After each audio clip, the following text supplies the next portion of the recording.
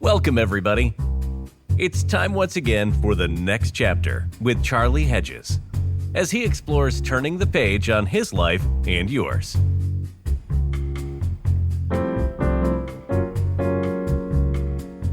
Welcome, friends, to the next chapter with Charlie. Our guest today, Devin Chatterton, told me this: I worship at the altar of empathy, and I do not dismiss anyone. Devin believes, obviously, in a kind of empathy that is restricted by no boundaries. And that will be among the many topics that Devin and I discuss today. Just a bit on Devin. She earned her degree in law at Georgetown, is now deeply devoted attorney to working with immigrants attempting to obtain some kind of legal status in the United States. Let's bring her on the show. Devin Chatterton. It's such a delight to have you here with me on the next chapter. Thank you so much. I'm very happy to be here. Oh, good. I always tell guests you say that now. We haven't, you haven't had enough time chat. Well, you've had enough time chatting with me, believe me. You know, I was going to tell our guests. So I have known you since childhood. Well, since your childhood, not mine. It wasn't a co-childhood. Where we together spent more than half the weekend of each year at youth and baseball tournaments. So, you know, I know what your brother and your dad were doing because your dad and I coached this team. I know what we were doing on the baseball field. What the hell was that time like? You as what did it start? What were you, like 10 years old when it started?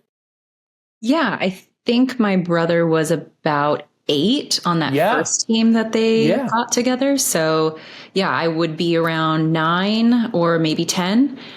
So yeah, those weekends were a lot of homework for me. It was a lot of reading, a lot of at 10 years old. Yeah. I was always an avid reader, so I would definitely always bring books. And, this was not an average travel ball team, I would say. There was rarely a tournament where we did not make it to the last game on a Sunday, staying there till like 9 p.m. So I had to make sure. I know Friday night, wasn't it a Friday night game, 2 games on Saturday and then 2 games on Sunday. Exactly. So I had to make sure I had enough to entertain myself. And then also I was always responsible for my little sister. So, Drew and I would always go to either a park that was nearby. If we didn't have a park, I would bring a deck of cards. I felt like I was always not only entertaining myself, but entertaining her. So yeah, it's where, of course, my brother and your son grew up, but it's also where Drew and I grew up as well. Oh, you did. I just imagine, what a 10-year-old is doing. I mean, and it's, if it's like a tournament a month or a tournament every 2 months, but it was like every other week almost we were in a tournament. And I remember one time there was a track where out of 33 tournaments, we reached the final game 27 times. Yeah. So there was only 6 tournaments out of the ones we faced that we weren't in the final game. We were kind of like the best team in California and Orange County and the country. We won a national championship. But it was just, what you guys did during that was amazing. Did your heart for empathy, did any of that even ring true? Was there any place, that you noticed in crowd or, you noticed in parents or anybody that you would have to switch on your empathy button to understand the sometimes jerks, which we didn't keep long on the team. We didn't keep those kind of people. They didn't last on the team. They had bad parents. Yeah. I don't think I had a lot of experience or interaction with like the players or the parents. A lot of the time that I spent honestly was, so I would not only watch my own sister, but I would watch other people's little sisters or brothers. You were the oldest, weren't you? Yeah. Because you were a year older than everybody. Yeah. Yeah. So I was the oldest. And then a lot of the kids were around, 5, 6, even. I think my sister probably would have been about 4, or maybe around 5. So yeah, I don't know necessarily about empathy, but I think I definitely took over somewhat of a parental stand-in for everyone. I remember regularly like getting groups of kids together of like, okay, we're all going to go to the park and we're going to play this game that I just made up on the top of my head. And, trying to create another world of fun and attention for kids where, all the other fun and attention that was in their life at the time was usually focused on their brothers that were playing. So I tried to create some sort of an environment that was like fun and exciting and, kind of like a de facto team babysitter for a lot of these games. Did that sort of generated or tapped into a leadership quality? Have you ever thought of it that way? That was a first expression, an opportunity to express your leadership and your ability to take responsibility and guide people and keep people happy and in control. Yes. Yeah, definitely. And I think even at a young age, like I said, this was happening through the years of me being 10 to probably 14 maybe. So, as I'm also developing my own sense of self and how I view myself in the world, I was really developing a lot of empathy and understanding about each child and what they kind of needed in those moments and I became very attuned to what types of games would work well, what types of games could sustain us for a whole baseball game, what kinds of activities could sustain us for a whole baseball game versus, just letting everyone kind of do whatever. I was more so catering to the different personalities that were there.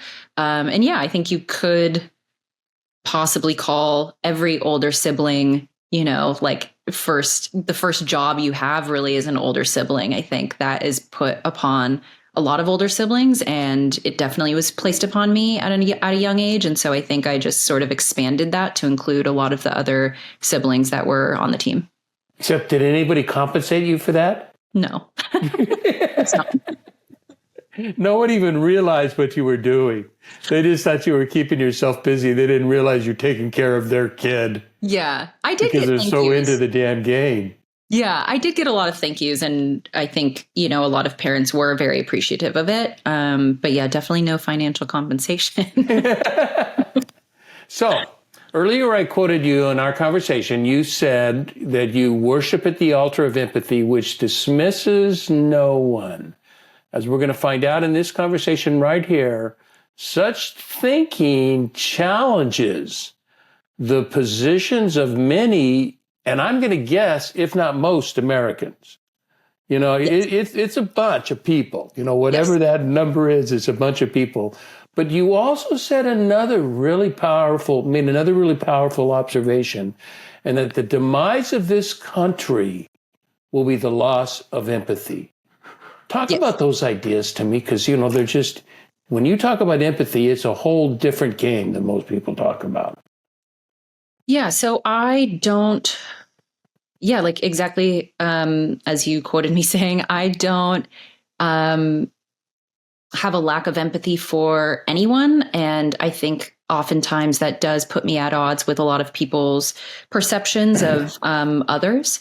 I think there are a lot of marginalized groups that have a very difficult time receiving empathy from others, specifically people who are incarcerated, immigrants, people who are in poverty, people who rely on the government for assistance, people with mental health struggles. And for essentially all of those groups, I have worked or volunteered with. I volunteered for years in my undergrad at San Quentin, and I taught classes on reentry. So it was for people who were incarcerated for life. And for life is kind of a term that is just an indefinite sentence. So eventually they were released on parole. And once they had that release date, I would help facilitate classes that kind of showed them the basic life skills of, when to use email versus when to text, and how to navigate a computer, how to build a resume, how to address, certain questions in job interviews that you're bound to get.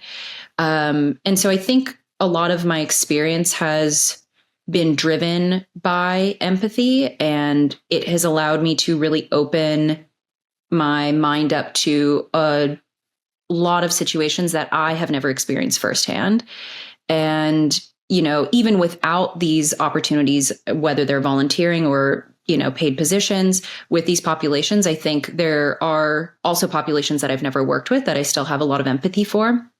And I think the foundation of the country, if I were to guess, a lot of it was based in empathy. A lot of people fled whatever situation they were in prior and thought that this was a better area to raise a family. This was a better way to have a more, a happier life, an easier life. And, America has always been sort of like a melting pot of all religions and races and everything like that. And I think it has been relatively successful because of the empathy that has been shown toward groups that come into the United States. And I think, as much as empathy does unite people, there's also a way that people can be united by a common hatred.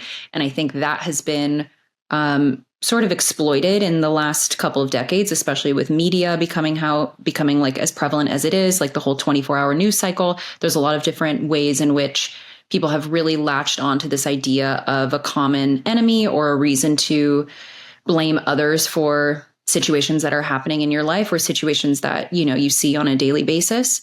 And I really think that and I really think that it is honestly the reason why so many people are dissatisfied with the United States, whether you think that it was so many people great, in the country or outside the country.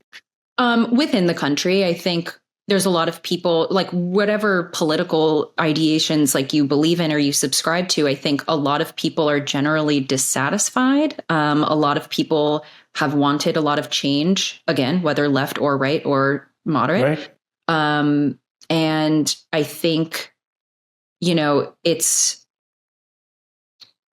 going to be very difficult to try to improve our country or look forward without having empathy for everyone that is within the country.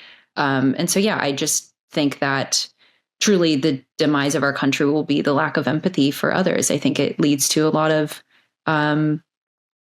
just harsh realities that we don't necessarily need, and they just happen because of the lack of empathy. What's occurring to me is the lack of empathy really is a genesis of judgment. And I just wrote a blog a couple weeks ago, 2 or 3 weeks ago, that with judgment comes separation. You cannot judge something unless you intend to improve it and do something to actually help it. Then that's different. That's different. It's a sort of judgment than saying, I need to serve. I'm judging a situation, I need to serve. But if you're judging as we, the log in your eye type Jesus type analysis of judgment, it is separating. And I'm thinking, Devin, I'm thinking when I wasn't in the Christian environment until I was 30 years old. And I was in a sort of in between, sort of more conservative church, but a very open church. But then I went to a conservative graduate school. I went to a conservative seminary, and as a matter of fact, they had conservative in its name, Western Conservative Baptist. Like, duh. You could just put Western. They did change it to Western Baptist, and then, because kind of redundant. But one of the, I walked away evaluating that. I mean, I didn't walk away from it.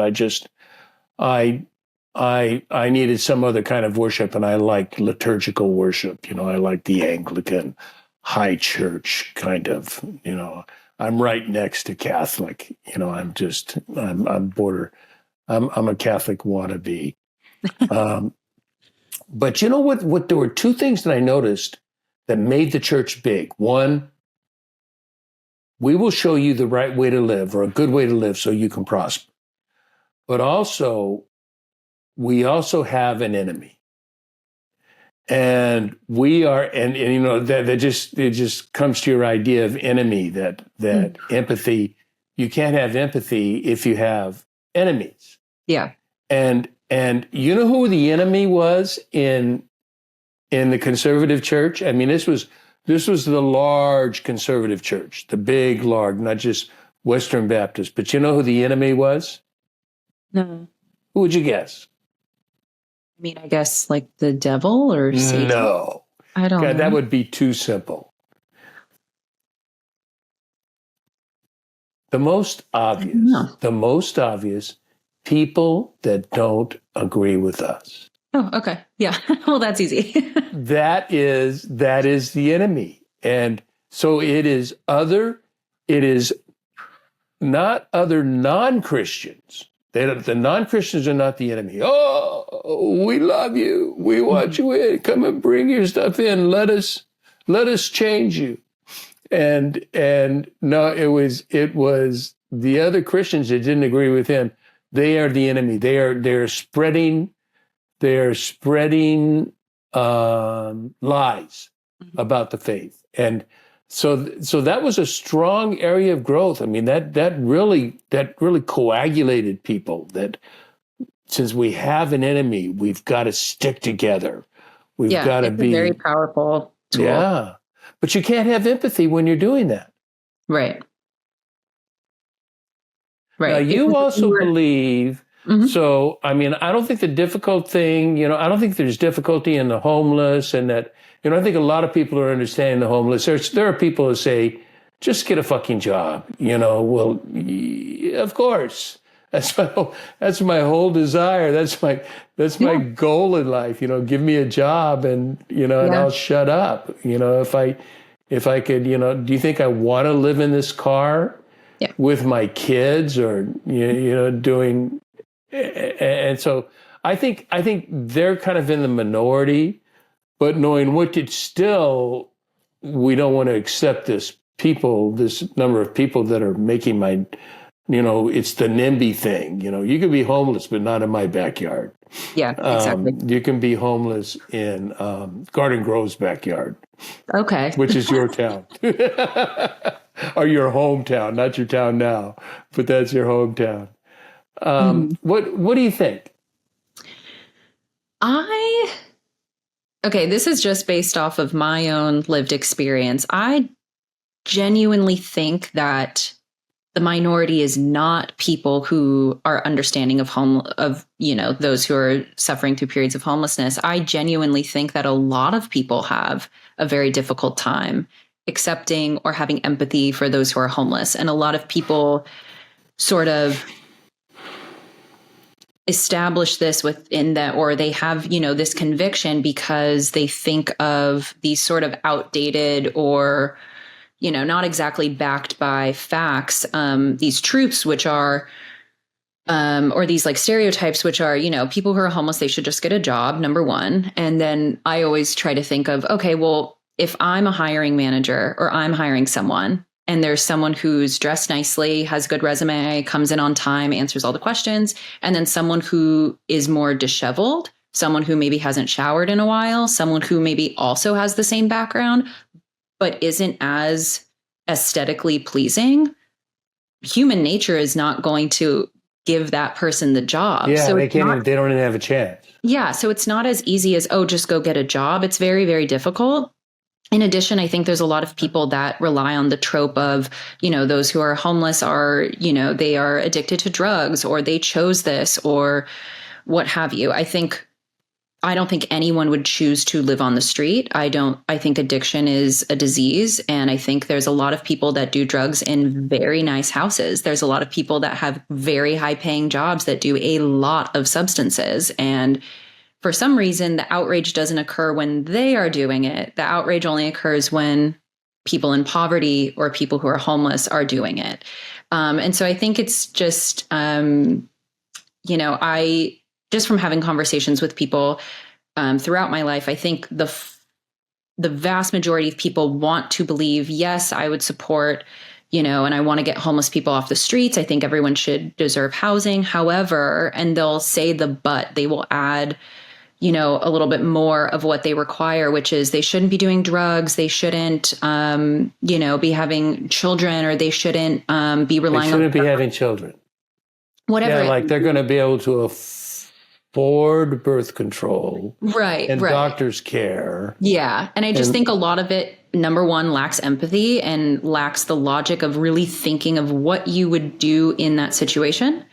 And also a lot of it is just hypocritical. It is rare to find someone at my age who has never drank too much or done drugs or experimented in some way, or let's say got fired from a job, or, lost their internship for something, whatever might happen. We all go through, slip ups. And to judge someone for maybe having a more difficult time getting past that slip up is really, I just find it hard to believe that so many people who have these ideas, I almost want to turn the mirror to face them and say well, you not an hour prior were telling me a funny anecdote about being in college and, trying this drug and da da da. If you think it's so bad, it's obviously hypocritical. You've done it already. So, I think, I would love to believe that a lot of people have more empathy, specifically for homeless populations. I just see it play out, especially in elections, especially where people want their tax dollars going, people donating and, volunteering. It's just not a high priority for a lot of people, which it doesn't necessarily have to be, but it also shouldn't be something that's so harshly judged either, I think. That's fascinating. So, all I have to do is you bring up subjects that, people think my life is a wide open book, but if you really knew, I'm an addict, and I'm an alcoholic, and, I like drugs and alcohol. And I frequently say, and I think this has to do with homeless and drug addicts, that we're all the same way. We don't take our first drink or two to get high. We take it to get normal. It's quieting the noise, quieting the demons, because we have these internal demons that are not just alcoholic or drug addicted demons. They are stuff for a psychiatrist or a therapist. They're the kind of demons that, I went to my therapist this week, and I've been going to this same guy for probably 20 years, and I've been in therapy for 30 since I'm 40 years old. So 35 years I've been in therapy, but I go once a week. No, once a month. I don't go once a week, because now I'm at once a month. Yeah. But sometimes I wonder why I'm going, and sometimes I think it's just I'm paying for a really super intelligent friend. But this guy knows me so well, and if I did not have the resources to pay for that, how am I dealing with those? Yeah, exactly. My wife Pam, what is she going to do? Yeah. Well, I think you kind of answered that, right? You self-medicate. You find anything that can help you relieve whatever problem or alleviate some sort of problem that you're having, or feelings that you're feeling, or whatever is happening. And there are a lot of substances that can offer these interesting, short-term benefits for that. It's a very common thing. And I've worked very closely defending immigrants who have mental health issues, and the vast majority of them come to the attention of ICE because of substance issues. A lot of them are arrested or convicted of possession. They'll be convicted of whatever it may be related to drug and alcohol, and then that's how they come to the attention of ICE. So yeah, it's a very common thing. So tell me about your work with immigrants, because you work with, I mean, that is sort of, we've talked about homeless, we talked about people in need, about disregarded people, but you've got a special place in your heart, it seems, for the immigrant. And your love is, there is no distinction of immigrant. There is no distinction of the immigrant that should be accepted and the immigrant that could be rejected, like jailed people and drug people and people with convictions. You think there's zero. You dismiss no one. Yeah. That's radical. Yes. Yes. And I do understand that. Like that is, it's difficult outside of my profession to find a lot of people that agree with me off the bat, which I totally understand. But tell me about your experience with immigrants and what does the average listener to my show need to know about immigrants that from experience, from day to day to day to day to day experience? Yeah. I think a lot of people maybe don't understand. I think they have a notion of it. The idea that, or I guess the idea of how difficult it is to move either yourself or your entire family to another country, often through many different countries, to get to a place where you think is safe and can provide you protection and can ideally increase the value of your life and the happiness that you feel, the comfort that you have in your life. I think a lot of people obviously understand that. I don't think they're confused by why people are trying to come to the United States, but I don't think they're logically thinking that through of, let's say you needed to, let's reverse it. Let's say like we, for some reason, needed to move to Honduras. We had to move there. That was the safe place to be. The United States was no longer safe. The amount of not only time and energy and money and all of these resources that you would need, especially if you had a family, especially if you have young children, like all of that is necessary for you to even begin this journey, a journey that you're not even sure will end you up in the place that you're supposed to be, in a safe home, in a safe place. That is so astronomical that I don't think people have thought that through. I don't think people really understand all that is going into that. And then on top of that, that's just logistics. That's just facts. On top of that, the emotional toll that it takes to leave everything you've known behind, leave possibly the only neighborhood you've ever lived in. If you're Indigenous, sometimes we have clients who, speak different dialects and different languages that are very difficult to find an interpreter for. And so you're traveling through countries that you don't. So Mexicans that could speak an Indian dialect, I mean, a native Mexican dialect. A lot. Yeah. Or so native Latin American. Yes, that's correct. And so, you're making this really dangerous journey. You're making it after possibly and most likely some sort of trauma has happened to you or your family or in your neighborhood. Again, you don't speak the language. You have to care for your children. You have to figure out how to feed them and clothe them. And, you're still at the end of the day, like a mom or a dad or a brother or a sister. You're trying to make the best out of this journey.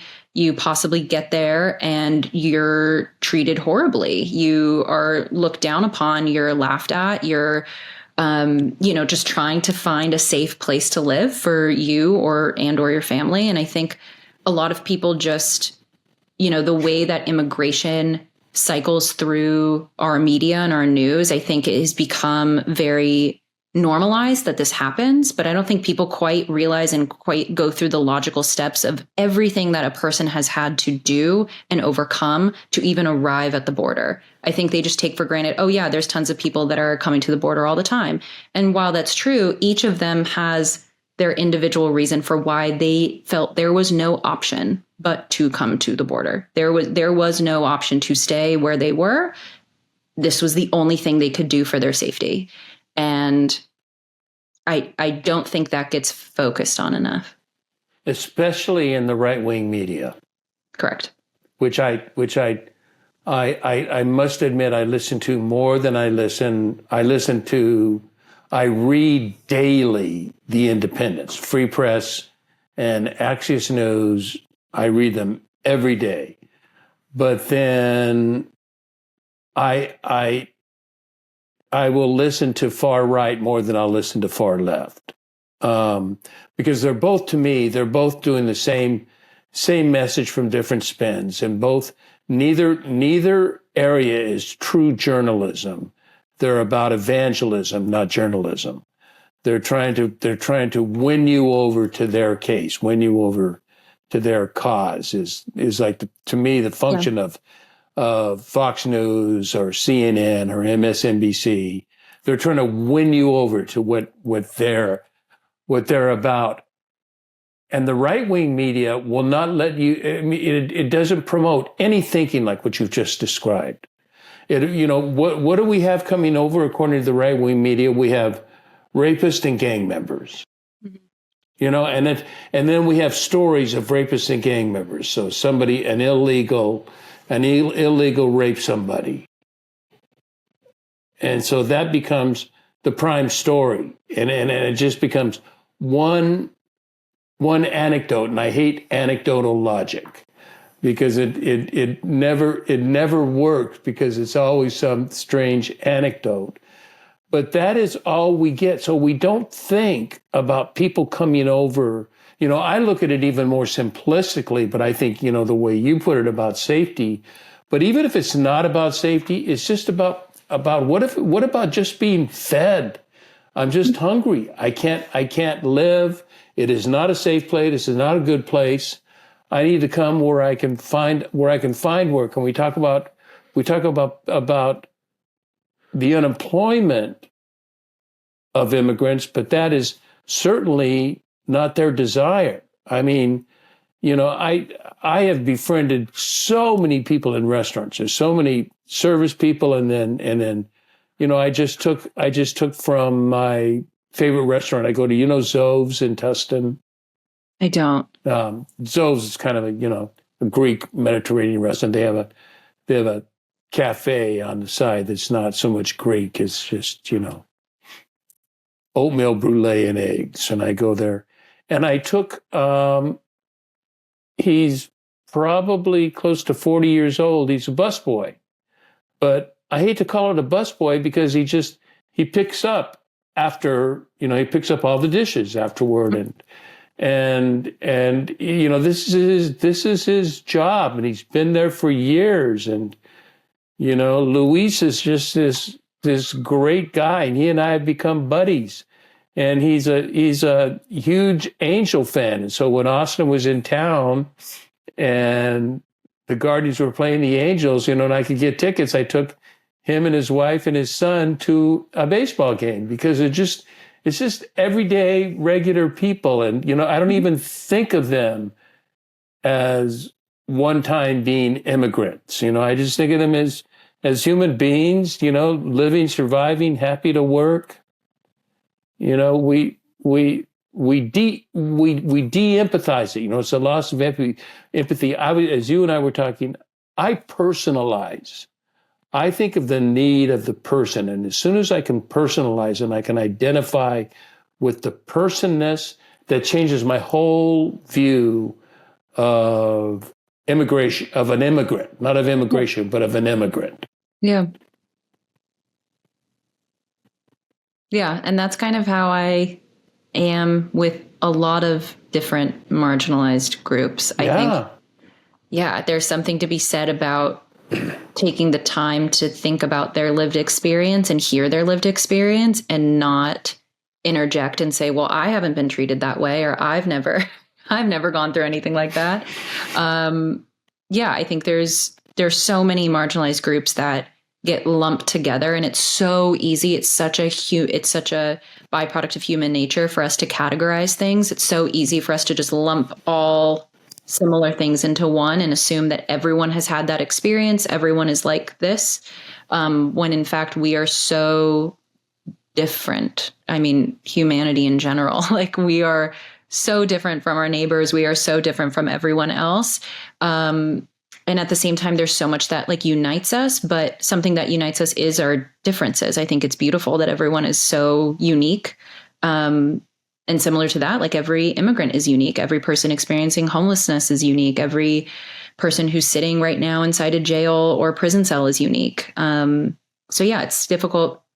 It's difficult for me to not empathize with that and not want to hear what their life was like. Yeah, because, and then when you view them not as a class, you know, such as immigrant or homeless or indigenous or whatever, but you understand them, see them as a person, it changes everything. It just changes everything. I used to say back in what decade would it have been, Devin? In the 90s. You know, I went to a seminary that was, very conservative, and it had strong pro-life. It was strongly anti-abortion. And I used to think to myself, until, and this is theologically, and had to do with abortion, it had to do with so many interpersonal laws about human beings, is your theology sucks until you can put a face on it. If you can't put a face on it, God had a face on every bit of theology. It wasn't just this law outside of life. It was there were laws a part of life, and there were in my view of the law, of the biblical law, they're all paths to love. This is what brings about love and sets us in a situation of love. So when we humanize deviants or unaccepted, like my friend Luis is not a deviant, he's just unaccepted, and I don't even know. I think he probably was, he probably crossed the border, but I don't know, and I could care less, but he's just a cool human being. It's not like I'd be with him because, oh God, I'm friends with a poor person. It's not that. It's just that, I want to be friends with a poor person. He was great, but we need to look at them as human beings. Mm-hmm. So let's go even deeper. Okay. This is really cool. This is really, I like your radical thinking. You have got me thinking about all of this, and I can have a proclivity to not dismiss anyone. I'm not a dismisser. And so I may dismiss a person I have yet to put a face on. I may dismiss a category of people, but as soon as I humanize them, I can no longer dismiss them. I can no longer dismiss them. But that's because as a child, I was raised, my early childhood, my formation, my formative years were rooted in rejection and abandonment. And so it's really funny. The other day I was thinking of love, and I was thinking, what's the first descriptor I would put of love? What adjective would be first? And I'm thinking of love. My very first adjective, Devin, was acceptance. Well, what is that talking about? The rejected and abandoned child. Mm-hmm. That is going back to now. So I have an excuse for my empathetic pathologies, but you have no excuse.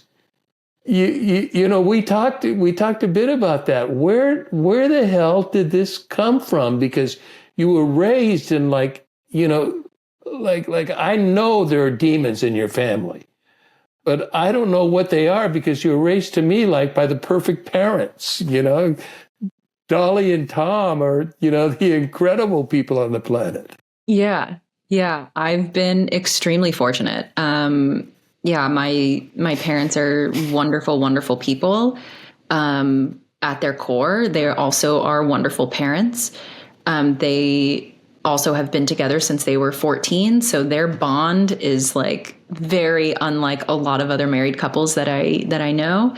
But yeah, I've been very fortunate. I've been very privileged. I don't think my childhood was like lavish. I don't think we were like upper class or anything like that, but I was always very safe. I always felt protected. I always felt comfortable and cared for and loved. And I never questioned that. I think maybe perhaps growing up in an environment like that allows you so starkly to recognize the differences in other people's upbringing. And it allowed me to very quickly identify the gaps in other friends I had, or whether it be like cousins I had, just, going over to their house to play or seeing what their home looked like, hearing their mom speak to them, hearing their parents speak to each other. I think you learn a lot at a young age when you start socializing with other people in their private environments. And that, of course, gets more and more common as you grow older. You have like sleepovers and summer camp, and, you're around people more intimately. And so, yeah, I think in my case, I think a lot of my privilege, honestly, was a lens with which to view others' maybe shortcomings or things that different adversities that they were facing. And so that kind of... Without being judgmental. See, that's weird. I mean, that's flat weird, Debbie, because most people would look at that judgmentally. Why are you doing this? What's wrong with you? I think I started that way, though. I think when I was in high school, I definitely was very judgmental. I, saw again, like the adversities that other people had to go through. And instead of, I of course would empathize, if my friends were dealing with something their parents were doing, I would empathize with my friends, of course, but then kind of judge their parents and think like, why can't, like, what is wrong with you? Or why are you putting your children through this, or what have you? And I think once I got older, as I've aged, I have just expanded my empathy. It's not, in my opinion, it's not true empathy if you only give it to a specific selection of people. You're not actually nice if you're only nice to a very, very small percentage of people surrounding you. So it has to be really explored, and it has to be given to everyone. So as much as I'm empathetic for people who suffer at the hands of others, I also need to be empathetic, in my opinion, I also need to be empathetic for the people who are inflicting suffering on other people. And I think, there's so much to be said about like nature versus nurture, but you can always go back so far in someone's lineage or history or how they were raised or whatever, and kind of put together some pieces of the puzzle as to why they ended up this way, why maybe some of their decisions went a certain way. And so, yeah, I think I have just over time developed a larger sense of empathy and less judgment for people. But it definitely didn't start as just me being like, non-judgmental at a young age. Are you, you don't want to use the safe word and say religious, but do you consider yourself a Christian woman? That's a driver for you? I don't. I don't necessarily. Because the reason I'm asking, because you're talking like Jesus. I mean, really, the way you talk about empathy is the way Jesus talks about love. And the way you talk about non-judgment is the same way Jesus talks about non-judgment. And the same way about distinguishing between your friends and the rich and ignoring the poor. That's all so Jesus. That is just, so that's why I was wondering. Yeah, I'm not. I've struggled a lot with my faith as I got older, as from college and beyond. And I'm Yeah, I don't think I don't subscribe to any religion, and I am regularly questioning whether I believe in a higher power. I think it's something that I need to invest a significant amount of time that I haven't in it. Yeah, what would be alternatives? I mean, to other than I mean, just I mean, I'm not talking about because I'm with you on religion. I mean, I think religion is just messed up everything. But there is something about the deep down core of for me, the Jesus message, the Gandhi message, the Mandela message, that are all very, they're all very similar. What alternative if you don't, I mean, and there's a creator that creates everything in love and for love, but out of love creates free will and allows the crappiness of humanity without being, because a divinity could come in and authoritatively dictate what is to happen, but chooses to let it be. What's the alternative to? I mean, how do we even have this existence, this consciousness, without a higher power? I think that it just comes down to chance and science and happenstance. I think I truly do. I truly do to my core. I really Oh believe my that God, it is really? That it's all that the whole planet, everything on it, empathy, Yeah. everything is all chance. Yeah, I really do think that Unreal. that is the magic of life. I think that's the beauty in us being alive at the same time, and it's hard for me to I struggle with having faith that there is a higher power. And I think it makes me feel sometimes more comforted that there's not, and that it just is what it is at the end of, like, there is no higher explanation other than, different happenstance and just life being created at a weird mix of temperatures and molecules and cellular growth, and that's it. And it's so beautiful that it has created this, and we are so infinitely lucky to experience this. But that's it. It's luck. That's what I believe. Although I do know a lot of people that believe that and also are religious. There's so many. Again, because I'm not disagreeing with the damn word you said.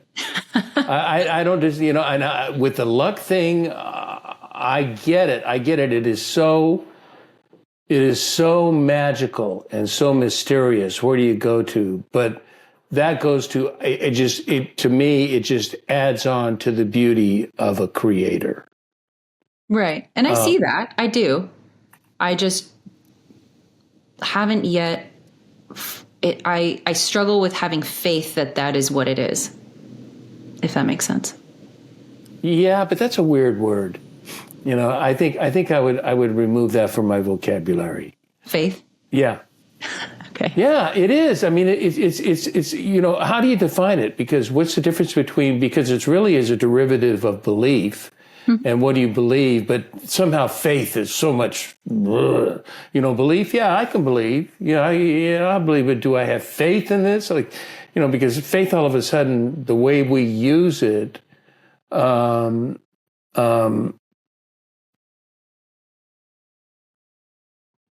with a larger field of meaning than belief. And so maybe if you don't have faith, you just believe that, there's something out there that I don't get that put this together and allows me and freely enjoys me thinking the way I'm thinking right now.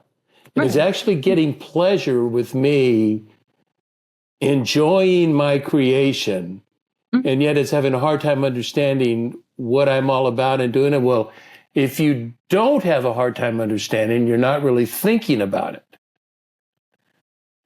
But I love a thing that Bible people misquote. I mean, when I say everyone, Devin, I mean everyone. I just heard a man that I respect as a biblical interpreter speaking, and he quoted it poorly. And it has to do with creation. And creation is, you have to understand this creator. I mean, if you, no, you don't have to understand, but understand my position. What I think, this creator is so magnificent and is an artist and so filled with beauty and love and growth and all of these wonderful things of life that the creator then decides. I mean, I'm writing a book now that I threatened to write this book on Trinity called The History of Love. Before the beginning, there was love. And so that is the one thing that everything is founded on love. And so this creator, after 6 days of creation, the seventh day took a nap. But on the 6 days of creation, after every one, there is a statement that every single preacher, Bible person in the world said, and God said it was good. And each day, and God said it was good. And on the last day after the creation of human being, of woman and man, God said it was very good. You know, that's wrong. That's wrong. That's wrong. That is not what is in the Bible. Go to your Bible. I tell everyone listening, go to your Bible and look and see what the hell it says. And it will tell you, because it does. I see where they get that, but it's wrong. You know what the Bible says? Because this is an artist. This is a creator. This truly is it's a beauty. It's a magician that's working all of this together. And do you know what it says, Devin? Of course not, because you've never been told. And God saw that it was good. That is very different than a proclamation. Yes. See, it's sort of like a proclamation is sort of the godliness. That comes from our post-Constantinian thought of, the power of God over everything. And God said it was good, so damn it, this is good. No. And God saw it was good. God saw all the beauty that God had put together in this, and God it's as if God said, damn, look at what I just did. That's pretty bitchin', and he says that after every day. And God saw when the man and the woman were created, and God saw that it was very good. I mean, you see the difference? Yeah. I mean, it's the beauty.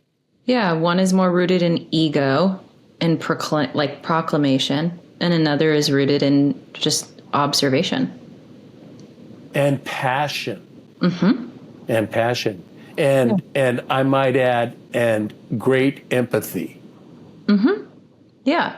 Yeah. I liked how you said that. I think you were talking about your book, and you said that love was at the beginning. Before the beginning, there was love.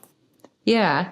And I think, even though your book probably has I guess not faith, but a religious or well, it's about the Trinity. Divine.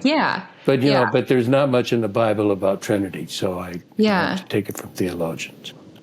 But I think that's a good concept for even those who are not maybe very religious at all. At the end of the day, and truly at the beginning, before everything, like, there should be love, and we should aspire to hold that, in a very high regard. And I think a lot of empathy is love. It's love for someone else. Yeah, and it's love. It's love for the despondent. Empathy is love for everyone, because we're going to be empathetic, not just to the despondent, to the immigrant, to the people who don't have, but just to friends. And you were talking about people that do bad things or do something difficult, like a parent does, can say something to a child, or, we can say something to a store. And so something to someone in a store somewhere, talk negatively, it's always talking about rarities or talking directly to them, unless you're a Democrat. I'm teasing you. I'll let it slide. What's that? I said, I'll let it slide. Oh, for now. Next time when we get off the air, you won't let it slide. You'll come and get me. But it's not, why did they do that? It is kind of like, it's not how could they possibly do something like that? The better question is, what happened to them that brought them to this place? Yeah. What happened to that person that made them so judgmental? Yeah. Devin, we could go on to another topic, but we're sneaking in on an hour. Okay, up to you. I told you this would go quickly. Did this go quickly for you? Yes, very fast. Yeah. I can't wait for us to have more chats personally. Yeah. You were such a cool person, Devin Chatterton. Thank you. Thanks a lot for coming on the show. Yeah, of course. This is going to be a highlight. This is going to be a good show. I can tell. I get a feel when they're good. Do you get a feel like it worked? I feel like it worked, but again, I'm not the podcast host. I don't know. So I hope it worked. Just because I'm a host doesn't mean I know. I can't tell you how many shows I thought were really good, and I go back and listen to them. I go, oh, God, I can't even listen because I can't stand to listen to myself. So that's why I try to talk less. I didn't mean to talk as much as I did about theology, so forgive me. No, I enjoyed it. Okay, buddy. We'll chat. So, and I also want to thank everyone for tuning in to the next chapter with Charlie. And until next, this is Charlie Hedges signing off. Bye for now.